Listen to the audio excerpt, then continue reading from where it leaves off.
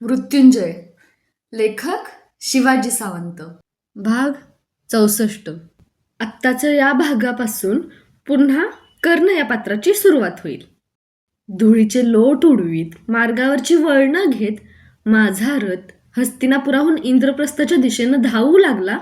पण त्याही पेक्षा अधिक गतीनं माझ्या मनाचा रथ भूतकालाच्या विस्तीर्ण जीवन मार्गावरून धावत होता. उडत होती ती केवळ स्मृतींची धूळ.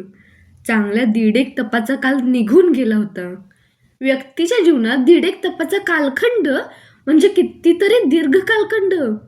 पण दीर्घकाल हेच काही स्मृती विसरण्याचं प्रभावी साधन ठरत नाही. निदान कटू स्मृती विसरण्याचं तर नाहीच नाही. उलट जसा अधिकाधिक काल जात राहतो तशा अशा जुन्या स्मृती विचार मंथनांची विविध वर्णी वस्त्र लिहून प्रकर्षानं डोळ्यांपुढं नाचू लागतात. मनाला हैराण करून सोडतात. पांचालांच्या राज्यात स्वयंवर प्रसंगी द्रौपदीनं सर्व मान्यवर राजांसमक्ष माझ्या मानी मनावर निर्दयपणे केलेली जखम अजून तशीच ओली होती. अवमानाच्या कोणत्याच जखम लवकर भरून येत नाहीत. विशेषतः स्त्रियांनी केलेल्या जखमा तर कधीच लवकर भरून नाहीत. आल्या तरी त्यांचे विरूप व्रण कुठंतरी कायमची मागं राहतात. आपलं स्वयंवर मांडून त्या स्त्रीनं सर्वांना गरजून सांगितलं होतं की कर्णाचं जीवन म्हणजे हीनता, उपेक्षा, वंचना आणि अवमान. स्त्रीमुखातल्या एका नाजूक जिभेनं कर्णाचं कणखर शरीर केवळ आपल्या शब्दावर तोललं होतं. योद्ध्यासाठी यापेक्षा अन्य कोणतं भयानक मरण असतं? सर्व लोक संपत्तीच्या आणि वैभवाच्या उभारीवर जगत असतात, पण योद्धा हा केवळ मनाच्या उभारीवर जगत असतो. म्हणूनच अवहेलनेचे आणि अधिक्षेपाचे प्रसंग तो कधीच विसरू शकत नाही. एका यक्कच्चित स्त्रीकडून झालेला घोर अपमान तो विसरू शकत नाही आणि तिला क्षमाही करू शकत नाही. म्हणूनच त्या घटनेनंतर दीर्घ कालावधी लोटला तरी महापुराच्या पाण्यानं नदीचा तास क्षणाक्षणाला कुरतडत जावा तसे तिचे विषारी शब्द माझ्या अंतःकरणाला कुरतडत आले होते. ते वाग्बाण विसरावे म्हणून मी प्रयत्न करीत होतो, पण छाटलेल्या वृक्षाला नवे धुमारे फुटावेत तसे ते वेळोवेळी नव्याच आविष्कारात माझ्या पुढं उभे राहत. शांत वेळी मला अगदी अस्वस्थ करीत, मनाचं सरोवर ढवळून टाकीत. तिच्या स्वयंवरात कामी आलेला माझा पुत्र सुदामन अनेक वेळा आपली आठवण करून देई.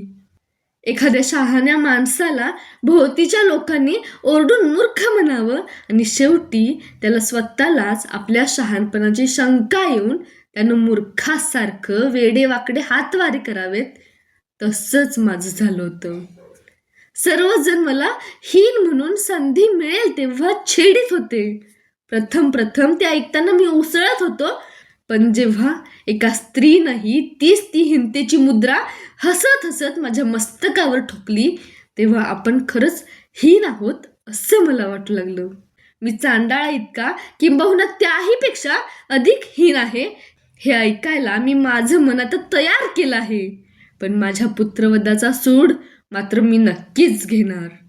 केवळ एकच एक सत्य या हीनतेतही मला स्वर्गीय सौख्य देत आलं होतं, आणि ते म्हणजे माझ्या कुटुंबियांच्या प्रेमाचं. पण ते सौख्यही निखळ नव्हतं. माझ्या कोणत्याही पुत्राला माझ्यासारखी जन्मजात कवचकुंडलं नव्हती आणि म्हणूनच ते माझ्यापेक्षाही हीन ठरणार होते. उद्याचे आमचे वंशज हे माझ्यापेक्षा हीन असणार ही जीवघेणी जाणीव कधी कधी मला फार अस्वस्थ करू लागली. माझा आधार एकच होता, आकाशात तळपणारा माझा गुरु.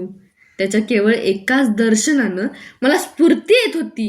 सारं औदासीन्य दूर पळत होतं. मी इंद्रप्रस्थाकडे चाललो होतो, पांडवांच्या राजनगराकडं, पण ते केवळ श्रीकृष्णासाठी. जाता जाताच मी रथातून सहज आकाशात दृष्टी फेकली. शेजारी बसलेला अश्वत्थामा म्हणाला, काय पाहतो आहेस त्या सूर्यबिंबाकडे एवढं निरखून करणार?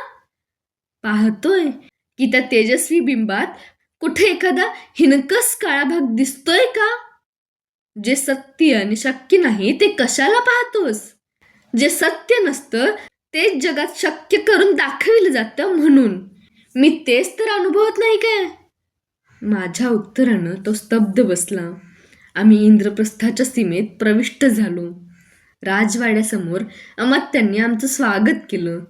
यज्ञमंडपात पांडवांच्या राजसूय यज्ञाची सर्व तयारी झाली होती.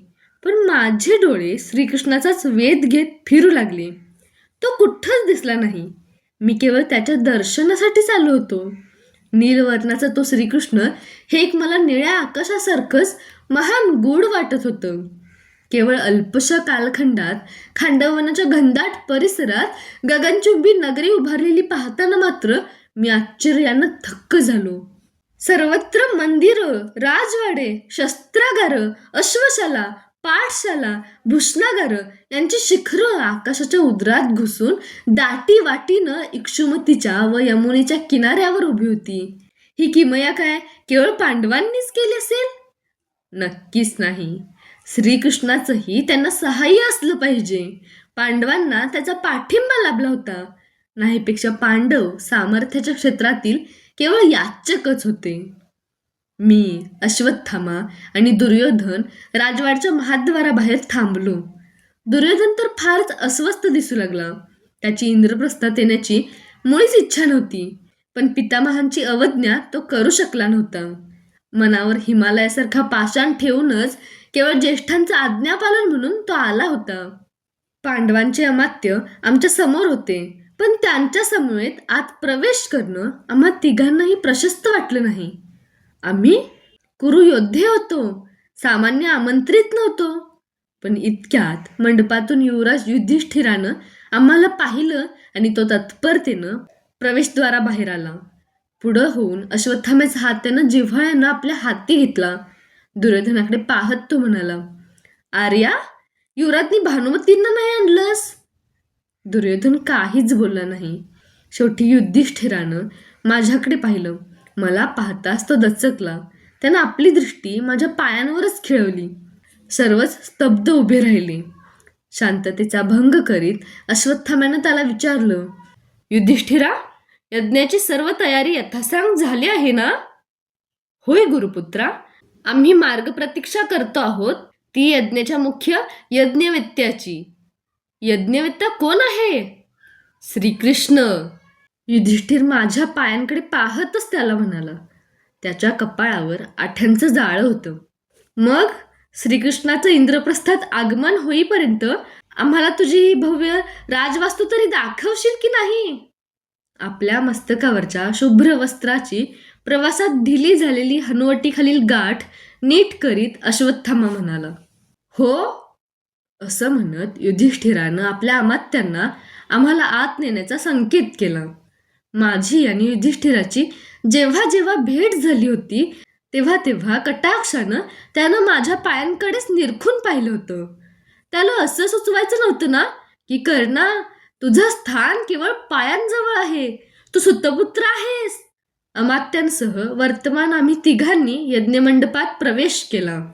आमच्या अगोदर आलेले पितामहा, महामंत्री विदूर आणि द्रोण त्या मंडपात यज्ञाची व्यवस्था पाहत होते. तो भव्य मंडप देशोदेशींच्या ऋषीमुनींनी अगदी फुलून गेला होता. मला तर क्षणभर आपण एखाद्या आश्रमासमोर उभे आहोत असंच वाटलं. नरेशांच्या बैठकीच्या विभागात अनेक देशांचे राजे आसनस्थ झाले होते. त्यात कर्कायू, कुंकड, कनकध्वज, दृढधन्वा, जयद्रथ, भोज, नंदक, रोचमान, द्रुपद, सेनाबिंदू, कृतवर्मा आणि शिशुपाल यांसारखे विख्यात राजे होते. पूर्व दिशेला एक भव्य यज्ञकुंड आणि त्या निकटच एक यज्ञविधी उभी केली होती. कुंडाभोवती नक्षीदार रांगोळी रेखली होती. त्या रांगोळी मागं व्याघ्रचर्म अंथरून ऋषी कुंडाला वलय देऊन बसले होते. त्यांच्या हाताला सहज लागतील अशा बेतानं औदुंबर, बलवज, पिप्पल, वट, आम्र, चंपक, चंदन अशा विविध वृक्षांच्या समिधांचे छोटे छोटे ढीग दिसले.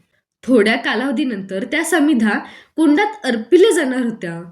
अर्घ्यासाठी तूप, दूध आणि नद्यांच्या पवित्र जलांनी भरून ठेवलेले सुवर्णकुंभ मावळतीच्या प्रकाश किरणात झळाळू लागले. यज्ञकुंडाच्या पूर्व दिशेला यज्ञवेत्या श्रीकृष्णासाठी मांडलेलं सुवर्ण सिंहासन त्याच्या अंगलटीच्या मानानं मला फार भव्य वाटत होतं. आम्ही मंडपातून राजवाड्याच्या पायदंडीपर्यंत चालत गेलो. तिथं भीम अर्जुन आणि नकुल सहदेव उभे असलेले दिसले. अर्जुनाला पाहताच माझ्या स्मृतीचं सरोवर एकाएकी ढवळलं गेलं. आखाड्यातील नीलकमलांची माला आणि स्वयंवरातील धवल कमलांची माला त्याच्याच कंठात पडली होती. का? तो केवळ क्षत्रिय होता म्हणून?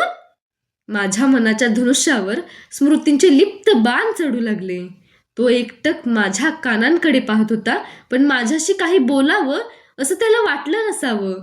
का वाटावं? एका क्षत्रियानं एका सुतपुत्राशी बोलावंच असा कोणताही सामाजिक संकेत त्याला माहीतच नव्हता.